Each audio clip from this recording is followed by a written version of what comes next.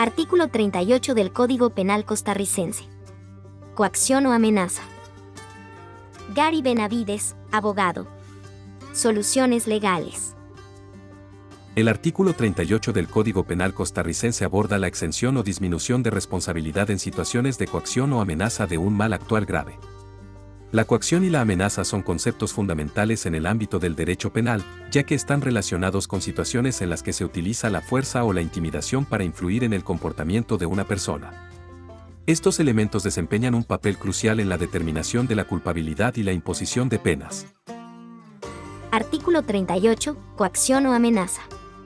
No es culpable quien obra bajo coacción o amenaza de un mal actual grave, sea o no provocada por la acción de un tercero, cuando razonablemente no puede exigírsele una conducta diversa.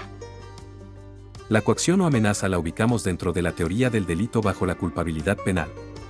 Sirve como eximente en aquellas situaciones donde la persona no tenía la capacidad y la libertad de actuar de otro modo.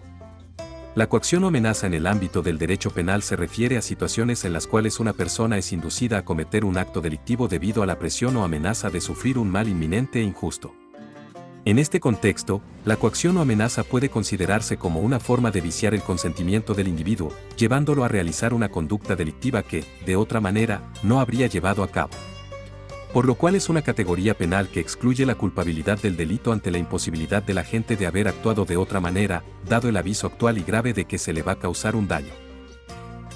En el contexto del derecho penal, los términos coacción y amenaza a menudo se utilizan de manera intercambiable. Sin embargo, acá tenemos algunas diferencias. La coacción se refiere a la presión ejercida sobre alguien para que realice una acción contra su voluntad.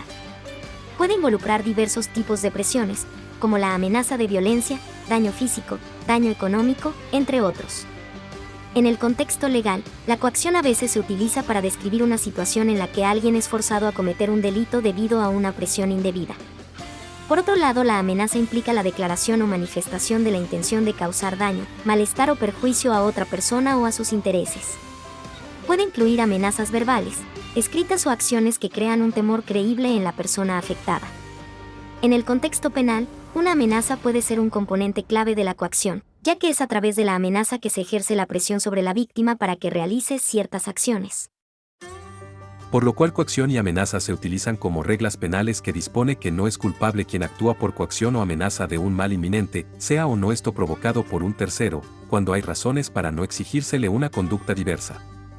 Tanto la coacción como la amenaza pueden tener consecuencias legales significativas.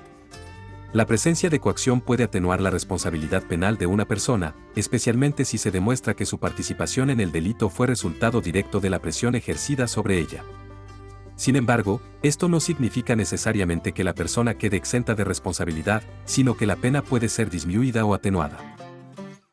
Por otro lado, la amenaza puede ser penalizada de manera independiente, y la gravedad de la amenaza puede influir en la severidad de la pena. La legislación penal busca proteger los derechos individuales y la seguridad pública, por lo que la coacción y la amenaza son consideradas como conductas inaceptables que socavan estos principios fundamentales. En conclusión, la coacción y la amenaza son conceptos jurídicos que desempeñan un papel crucial en el derecho penal. La comprensión de estos términos es esencial para evaluar la culpabilidad y determinar las consecuencias legales en situaciones donde la presión y la intimidación son elementos centrales. La interpretación de este artículo recae en la apreciación de la amenaza y la capacidad de autodeterminación del individuo, buscando garantizar la justicia en casos particulares. Gary Benavides, abogado.